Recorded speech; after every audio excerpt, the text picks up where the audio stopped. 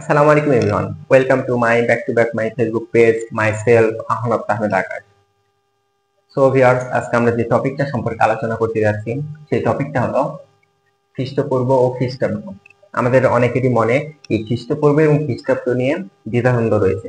তো দ্বিধাদ্বন্দ্বগুলো কেমন হয়? এমন হয় যেমন হচ্ছে অ্যারিস্টটল 384-তে জন্মগ্রহণ করে কিন্তু 22-এ মৃত্যুবরণ করে। এটা কি সত্য? হ্যাঁ, এটা 100% সত্য।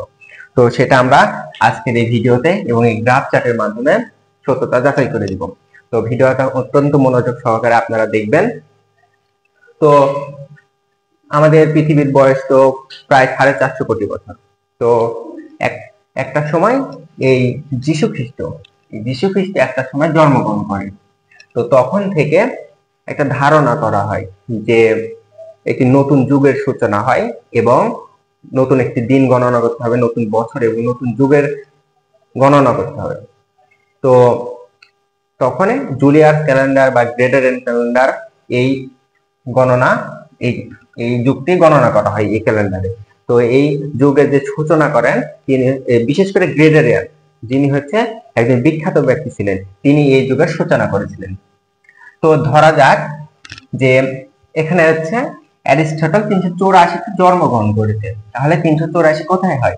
384-তে জন্মগ্রহণ করেছে বলতে গেলে যীশু খ্রিস্টের 384 বছর আগে। যীশু খ্রিস্টের 384 বছর আগে। এখানে হচ্ছে ধরা যাক যে 500 বছর থেকে শুরু হয়েছে। তাহলে 500 বছর, যীশু খ্রিস্টের 500 বছর আগে, যীশু খ্রিস্টের 400 বছর আগে, যীশু খ্রিস্টের জন্মের 250 বছর আগে, যীশু খ্রিস্টের জন্মের 150 বছর আগে, যীশু খ্রিস্টের জন্মের 10 বছর আগে, এভাবে করতে করতে 9, 8, 7, 6, 1 এভাবে করতে করতে যীশু খ্রিস্টের জন্ম এলো। তারপর থেকে একটি নতুন যুগের সূচনা হলো।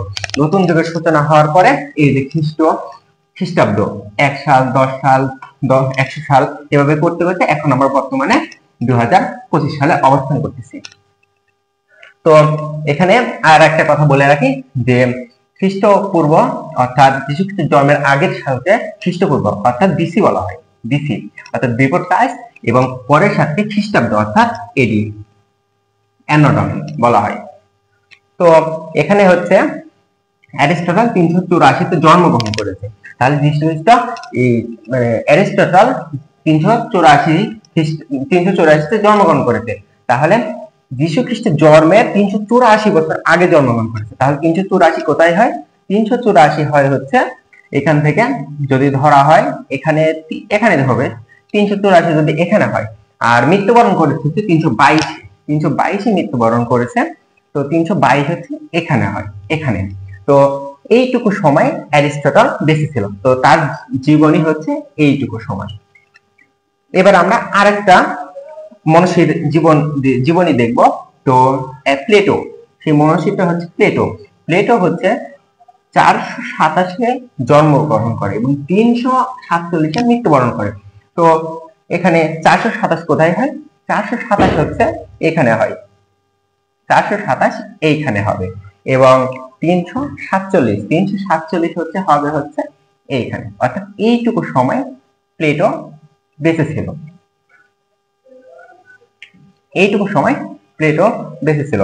তো এইখানে হচ্ছে মূল প্যাচটা চলে আসে যে এখানে হচ্ছে অ্যারিস্টটল এইখানে জন্মগ্রহণ করেছে এবং এত সালে মৃত্যুবরণ করেছে। তো যদি এই ভিডিওটা ভালোভাবে বুঝতে পারেন তাহলে এই প্যাচ থেকে আপনারা মুক্তি পেতে পারেন। তো আরেকটা কথা বলে রাখি যে এখানে বলতে পারেন অনেকজনে যে যীশু খ্রিস্ট তাহলে 0 সালে জন্মেছিল। 0 সাল বলতে কিছু নাই ভাই, 0 সাল না। যীশু খ্রিস্টের জন্মের আগের সালকে বলা হয় খ্রিস্টপূর্বের শেষ সাল, এবং যীশু খ্রিস্টের জন্মের পরের সালকে বলা হয় খ্রিস্টাব্দের প্রথম সাল। এখানে 0 সাল বলতে কিছুই নাই। তো এখান থেকে হচ্ছে যীশু খ্রিস্টের জন্মের প্রথম 10 বছরকে বলা হয় 1 দশক, প্রথম 100 বছরকে বলা হয় 1 শতাব্দী, এবং 322 এখানে হচ্ছে এই সাল 322 থেকে হিজরি সালটা শুরু হয়। এখান থেকে হিজরি সালটা শুরু হয়। তো ভিডিওটা যদি আপনাদের ভালো লেগে থাকে অবশ্যই আপনার টাইম লাইনে একটা রিঅ্যাক্ট দিয়ে রেখে দেন। এই কনসেপ্ট থেকে অনেকগুলো প্রশ্ন এসে থাকে। তো অবশ্যই আমার ফেসবুক পেজটি ফলো দিবেন এবং লাইক, কমেন্ট, শেয়ার করে বন্ধুদের মাঝে শেয়ার করবেন যাতে তারা শিখতে পারে। আল্লাহ হাফেজ।